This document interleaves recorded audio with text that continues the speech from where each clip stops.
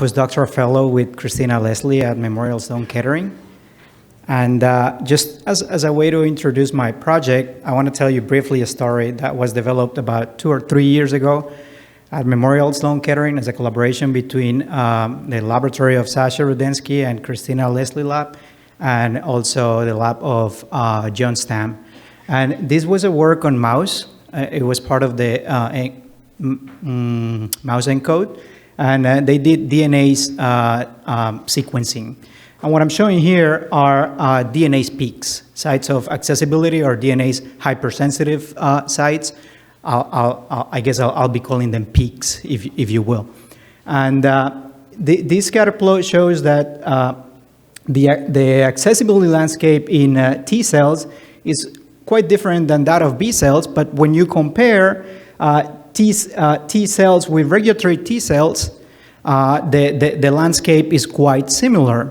There isn't much change in accessibility between those two cell types. And when you look at where the master regulator that is involved in this transition between T cells to regulatory T cells, that's FOXP3, in pink, you see those are sites that are bound by FOXP3. You realize in that plot that the sites that FOXP3 is binding were already accessible in the progenitor. So FOXP3 is not, for the most part, opening new accessibility sites. So these we found, and these sites that were open in a previous cell state and remained open in a more differentiated cell, that's what we're calling poised sites. And we thought at this point, could we characterize this phenomenon in a wider system, and can we learn the sequence signals underlying those regions that could tell us how the new regulatory program is being reprogrammed, if you will. So we started using data from the Roadmap Epigenomics project, and we're looking at 6 different cell types in the hematopoietic lineage. We're looking at embryonic stem cells, hematopoietic and progenitor, hematopoietic stem cells and progenitors, those are CD34 positives. We have 1 cell type in the myeloid lineage, those are monocytes, and 3 cell types in the lymphoid lineage, those are B cells, T cells, and natural killer cells. And the first thing that we did, we're looking at DNase sequencing data. First thing that we did is we created an atlas with all the DNase hypersensitive sites across these 6 cell types. So these are peaks that are open in any of the cell types. And we find around 120,000 of them, which are reproducible across replicates. And one first interesting observation that we make is that almost 45% of them are in introns. So there's a lot of regulation happening in introns. The next thing that we did, again, this is exploratory, is when we assigned DNase peaks that happen in any of these 6 cell types to its closest gene, and we count how many DNase peaks are assigned to that gene, we find that there are some genes like RUNX1, which is a well-known master regulator in hematopoiesis, that has associated to it more than 40 DNase peaks. And that's what I'm showing here in the 6 signal tracks. Gray are DNase peaks, and colors are histone modifications. So this is what we call a high complexity gene. It has a lot of regulation happening in it across the lineage. And on the other side of the spectrum, we have much simpler genes, and these are enriched for housekeeping genes, which what they have are just a promoter peak. So to try to analyze in a quantitative way these different groups of regulatory complexity, we just took the continuum, the whole spectrum of regulatory complexity, and we split it in 3 groups with equal number of genes. So that gave us genes with low complexity, which have from 1 to 2 peaks, genes with medium complexity from 3 to 7, and genes that are highly complex or with high regulatory complexity that have 8 or more peaks. And then we start looking at I do want to say we don't believe that these three groups are real. We think that regulatory complexity is a continuum. However, we do this grouping to try to study these groups to see if we find different characteristics in them. And the first thing that we observe is that, well, high complexity genes are longer. This is length of the transcription unit. But when you measure the ratio between intronic sequence to the length of the whole transcriptional unit, you see that the ratio is much greater in high complexity gene. That is to say, these high complexity genes have very long introns. When you look at gene expression data across the lineage, this is measured by RNA-seq, you see that the dynamic range, that's the maximum expression in any of the cell types minus the minimum expression in any of the cell types, you see that red, high complexity genes have a much higher dynamic range. And when you look at, for example, the transition from hematopoietic stem cells to monocytes, and you look at the log-fold change of these genes have a much higher log-fold change in that transition. And this holds when you look at the other transitions to B cells, T cells, and natural killer cells. Let me take a brief detour from the idea of regulatory complexity, and I'll come back to it in the next slide, to define the patterns of accessibility across the lineage. So what I'm showing you here is a heat map with all the DNase accessible peaks in monocytes. And we first have a category with all of those peaks that are promoter peaks, and we find that those promoter peaks are usually accessible in all the cell types. And there is also a group that has, those are non-promoter peaks that are also accessible across all the cell types. We call them ubiquitous. And as you would imagine, there is a set of peaks that are only active or open in the cell that we are concerned with, which is monocytes in this case. Those are the cell type specific peaks, but we find a group that we think is very interesting, which we call transition peaks.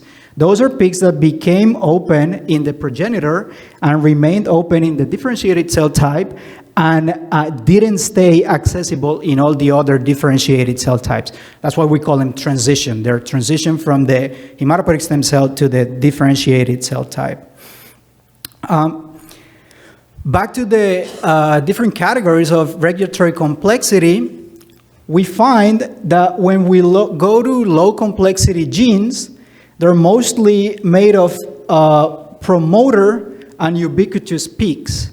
But when you go to the high complexity genes, the majority of those peaks, DNase peaks, are CT, which means cell type specific peaks, and transition peaks.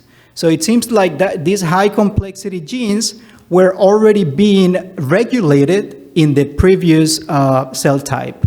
So at this point we ask the question, can we characterize the complex locus control and use this phenomenon that we call poising and the sequence information underlying these peaks to predict changes in gene expression?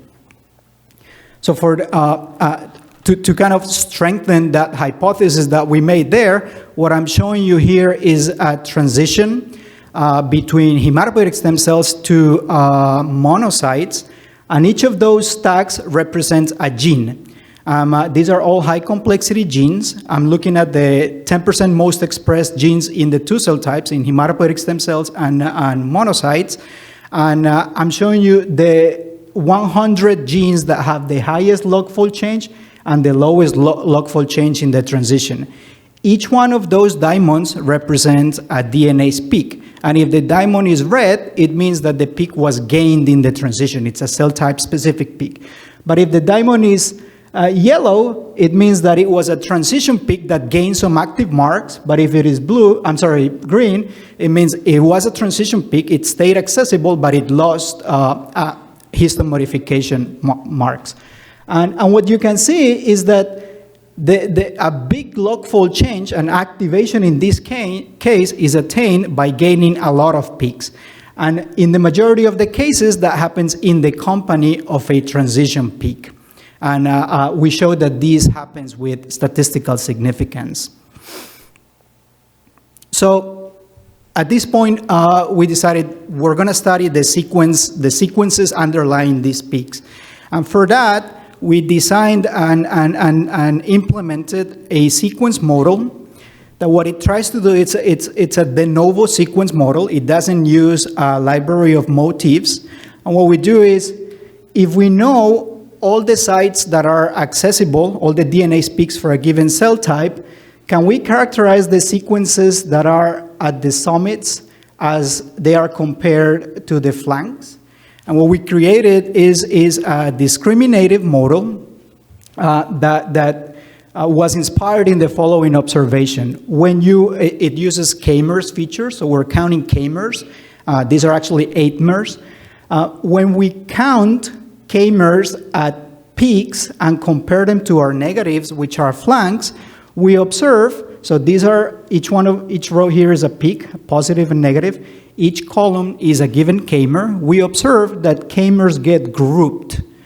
And then, so what this means is there is a set of k-mers that appeared enriched in some of these peaks. So we realize at this moment that this structure can be treated as a group. So for that reason, our discriminative model, what it does is it uses the group lasso approach with a logistic regression to differentiate between positive and negative peaks. When you use all those k-mers for a given group and you feed them into a motif finder, you will see that these groups, when you find a motif for it, these groups are going to be associated to a given transcription factor if it has a motif. But you don't need to have a motif. You might find a new motif, and that could happen. We haven't found any new motif in human, but we do understand from people that have been using this that in worm, they find a lot of new motifs. In the end, what we get is a model that for a given cell type, you can at each location in the genome, you can predict what is the score for that group. And what this will represent is, look at this example in B cells. When we have a track of DNase peaks, we can predict from that sequence model that in this peak, there's a high likelihood of PU.1 bound there. And so on and so forth for other factors.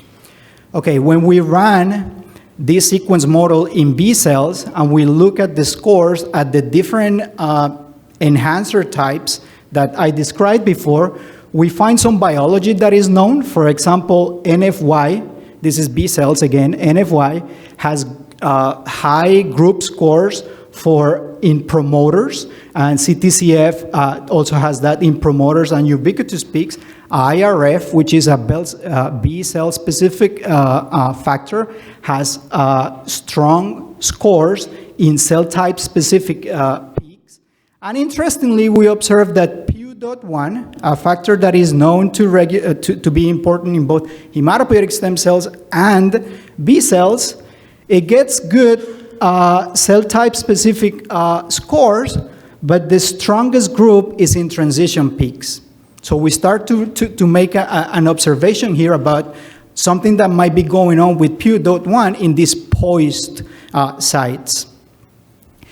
To test that idea and to see how PU.1 might be involved in the change of the transcriptional program from hematopoietic stem cells and B cells, we implemented a regression model in which for a given gene, each of our data points is going to be a gene. We're going to try to predict the log-fold change, the change in expression from hematopoietic stem cells to B cells. And the features that we're going to use are we're going to take the different types of peaks that are involved in this transition. For example, we're going to take promoter peaks, we're going to take cell type specific peaks, we're going to take transition peaks, and for each one of those groups, we're going to use the group scores for all the transcription factors that were found to be relevant in this cell type. So each one of my enhancer types is going to have some group scores that represent transcription factors. When we run, and we're running this prediction for high complexity genes, again, that are expressed in the 2 cell types. So when we run that prediction, what I'm showing you here is the feature matrix that tells you what are the features that came out being important in this model, in this transition. So red genes are genes that got activated in the transition, and blue genes are genes that got turned off in the transition. We find that genes that got turned off, important features were coming from peaks that were specific to the hematopoietic stem cell and were bound by factors like GATA and RUNX that are known to be important in hematopoietic stem cells. We find also biology that is known for genes that got activated and that the features that were strong were cell type specific peaks. These are the orange is cell type specific, and with factors that are known to be important in B cells. And interestingly, we also find a group of genes where very strong signals were coming from transition peaks. And those peaks were being bound by PU.1. So this further strengthens our hypothesis that PU.1 is playing an important role in genes that were poised and that got strongly activated in this transition. And to verify that, we compare the log fold change for genes in purple are genes that got activated with only the involvement of transition peaks. Orange is genes that only use cell type specific peaks, and then red, these are genes that had strong signals for both cell type specific peaks and transition peaks. And what we observe is that those are the genes that got most strongly activated in the B cell. Furthermore, when we look at the gene ontology enrichments for those 3 groups of genes, we find that the terms that are relevant to the function of the B cell appear with higher statistical significance in those genes that have both transition and cell type specific peaks. I'm going to check how am I doing on time to see if I could talk about this. No, I'm not doing well, so. We use the regression model to fine-tune the assignment of enhancers to the closest gene. So let me just conclude that we find that it is important to look at the whole lineage and all the regulation that is happening in the lineage to define genes that are relevant in that lineage, as opposed to just going to one cell type and see what is happening in the regulation of that cell type. We find that these transition peaks are important, and that a sequence model that learns the sequences in these transitions could show you factors that are involved in the turning on of that regulatory program. Let me thank my co-author, Manu Sethi, a very talented graduate student in our lab that now is working with Dana, and the Leslie lab. Anshul Kundahe was incredibly helpful in treating all this data, and our experimental co-PI, Chris Mason. Thank you very much.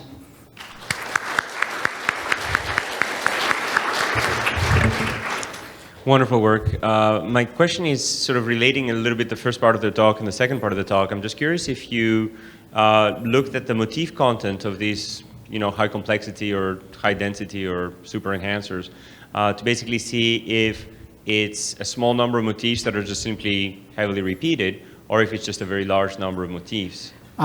No, so good question. What we observe is that it's a low number of motifs. So in total, we get in each cell type no more than around 20 groups. Those are motifs, from 20 to 30. And we find that the motifs that are strongest in the high complexity genes is between 5 and 10. And the other ones, you don't find them in these high complexity genes. Thank you. Thank you.